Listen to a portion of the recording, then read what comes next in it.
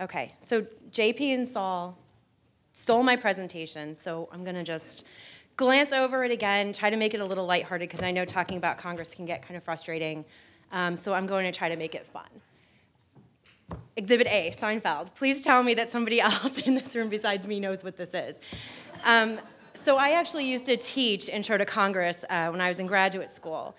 And my students, I would talk to them about Congress, and I would say, this is how it works, and they would just look at me like, I don't get it. And so I started using pictures. And this was one of the pictures that I actually used, and I saw light bulbs go off, and they were like, I totally get it now because of this. There's a very famous quote that says, if you like laws and you like sausages, you should never watch either being made, which is so true. And it's a German statesman from the 1800s that said that, and it's amazingly applicable today. As JP, I think, talked about a little earlier, I wasn't in the room to hear most of what he said, but I went through the process with him when he worked with Nancy in the Creating Hope Act, and it was a nightmare. And it was a nightmare for something that cost $0 and was nonpartisan. And the fact that they had to fight so hard for something that made so much sense should tell you that it's difficult to navigate Congress at all. There's ways to do it, but you have to have a stomach for it, and you have to have patience, because a lot of times, one cycle is not enough to get something enacted. You just have to keep going and going and going. And you can't have a weak stomach. So, can I click this? Okay. This is also one of the exhibits. I'm not going to get into all of the intricacies of this flow chart, but this is how a bill becomes a law. And if you're not familiar with the legislative process, or even if you're a little bit familiar with it, this is going to seem incredibly intimidating, and I think it's kind of designed to be that way. What I'm going to talk about today is, I'll probably focus my remarks on the House side because I'm a former House staffer, but I'm going to just go to the committee level and the subcommittee level and just touch on those issues. I don't need to get into rules, markups, all of that. Just kind of get your feet wet, and then maybe at a later date, when we have some legislative initiatives we're going to push, we can get into all of the tactics that you need to use. Can you click it? So we're in the 113th Congress. I'll talk a little bit about the makeup of this Congress. I use the groundhog because it's like Groundhog Day. I've been dealing with Congress for 15 years, and I feel like every Congress, it's sort of the same fights that we have, plus some new ones, obviously this year with sequestration, which will be talked about later on and I think was already mentioned. This Congress is a little bit different, though. First of all, there was a ton of turnover. There's 96 new members, so there's 84 in the House, 12 in the Senate. And with these new members come new staff who know nothing, you have to assume anyway, they know nothing about the issues that we fought on last year. They know nothing about FDASIA. They know nothing about the Orphan Drug Act. They know nothing about rare diseases, and you have to assume that they've had very little communication with the rare disease community or the patient community in general. It makes it difficult because you almost have to start over from scratch again every 2 years. But that's just part of the process. And so when you go to the Hill tomorrow and you meet with members and you meet with the staff, don't assume that they know what you're talking about. You're going to have to start at the very basic level with them. We have some one-pagers for you to leave behind.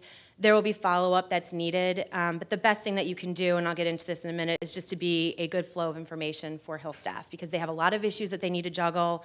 I had something like 12 or 13 issues when I was on the Hill. That's, it's impossible to focus on everything well. So you need to be sort of like the staff person for the staff person. And you click it. This is just the balance of power spreadsheet. I don't really need to get too much into it, but basically everybody hates each other and no one's going to get along. That's all you need to know from this slide. It's very divided. I was just talking to somebody today. When I worked for Congress, there was this thing called moderate, and it's like a unicorn now because nobody thinks that these moderates ever existed, because all that a lot of these new staff know is just complete division. There's the left and the right, and there's no middle anymore because the middle got shoved out. And so now that makes it even more difficult to get anything done, as evidenced by that slide. I just put this in because I love this slide. There's 101 women in Congress now. Yes. It doesn't mean that they're all good on our issues. I just like the fact that there's 101 women in Congress. It doesn't have really anything to do with my presentation. Okay. And then these are just information for, I don't really need to get into this, but we have some lists of the medical professionals in this Congress. There doesn't mean that they all know anything about rare disease, but you may be able to have a little bit of a more serious conversation with their offices. You want to Click it over. And then I'm going to focus on the appropriate committees of jurisdiction. So there are different committees that weigh in on FDA issues, but I'm just going to assume that most people in this room, if they have a legislative initiative, it'll focus either on FDA or NIH. And so the Energy and Commerce Committee in the House is the committee of jurisdiction that you'll probably deal with. It's the most powerful committee in the House. I used to actually, my boss was on that committee. It's a wonderful committee, but they have a lot of issues that they cover, and healthcare is just one of them. On the Senate side, it's the HELP committee. It's Health, Education, Labor, and Pensions. And each of those committees has a subcommittee that specifically deals with healthcare issues. Click it. I don't need to read all this. This is just to show you everything that Energy and Commerce does. Healthcare is just a very small part of it. But it's all of healthcare. It's the Public Health Service Act, so it's huge. So any issue that you might have, whether it be rare diseases or cancer, or it's probably going to fall under that committee of jurisdiction. And then the subcommittee on health, is really where most things that you will want introduced ultimately wind up. And I have a committee list here. There's been a little bit of change on this, and you never know what's going to happen when something gets introduced. It goes to the committee, and then the committee sends it to the appropriate subcommittee, and from there, it's really anybody's guess. You could get a hearing, you could get a markup, it could die, you really don't know. And so that's why I think what Saul was mentioning earlier is that before you go to the Hill with an idea, you want to get your buy-in on the outside, take it to the Hill, and it kind of gives a little more force to your issue. But then you really have to know, on the subcommittee level, who your allies are and push from the subcommittee level. The full committee you can deal with later. And then the HELP committee, I just have a membership list here. Not too many changes from where it was in the previous Congress. And just a little bit of information about the HELP committee, but also, just like the Energy and Commerce Committee, public health. So that's really where all of your issues are probably going to come to rest, is with the HELP committee.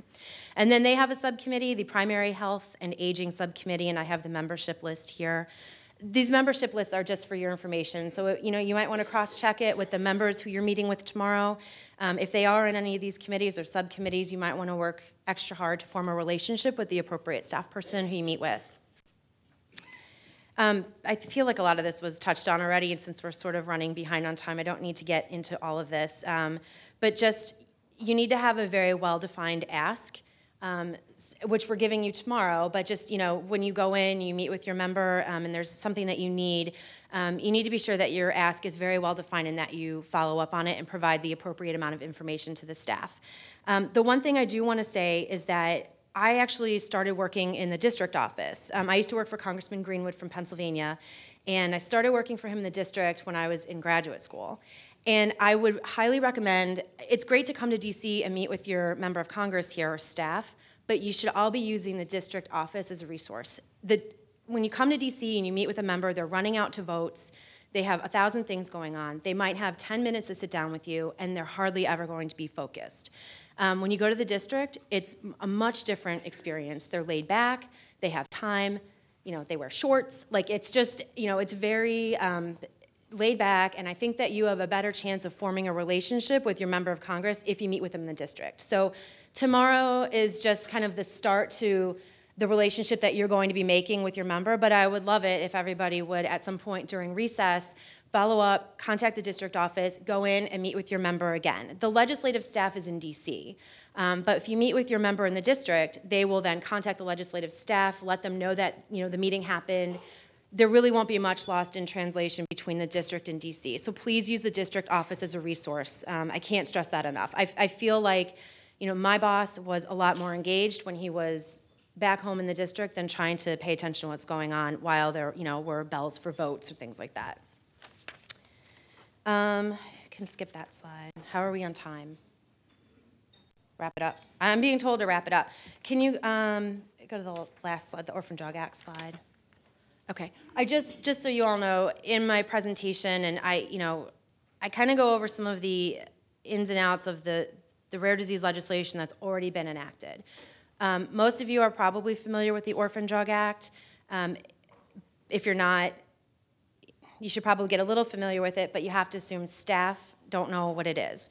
And it happened 30 years ago. So basically, you know, up until last year with FDASIA, the only like feather in our cap really was the Orphan Drug Act. So I have some information about it.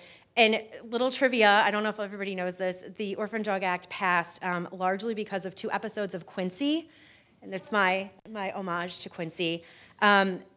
I didn't know that until I started working on these issues, and apparently these 2 episodes are credited with helping to pass the Orphan Drug Act, so just little trivia. I think that the slides on FDASIA, this is all available on RDLA's website, right? I would encourage everybody to take a look at the RDLA website, and we have some summary information about the rare disease provisions that went through last year as part of PDUFA or FDASIA or any other number of acronyms that you want to give it. But there were several provisions that wound up being attached where, you know, at the onset of FDASIA negotiations or PDUFA negotiations, everybody was sort of under the opinion that it should be kept clean, no amendments, just hurry it, pass it, and get it over with. And the fact that all of these groups were able to work together on all of these provisions that wound up getting inserted into the language is huge, because at the beginning of this process, nobody thought this would happen, and we got a lot done last year. There's still a lot more that needs to be done, but this is hugely inspiring. It kind of makes me want to work harder. There's really no limit to what we can get done, but we all need to be kind of working together on the issues that we can work together on. And so it's the ability for us to go to Congress unified when we can be is huge. It's good for the staff to see. It's good for the members to see. It gives the staff and the members political cover to get behind an issue. And so I would encourage everybody in this room to network, use each other as a resource, and work together as much as you possibly can where you can. I can just end it there. Yeah, we'll post the slides, and then I work with Julia. I'm the DC boots on the ground for RDLA, and anybody can reach me at any time if they have questions about this or anything else. Just feel free to contact me, or I'll be out at the registration desk.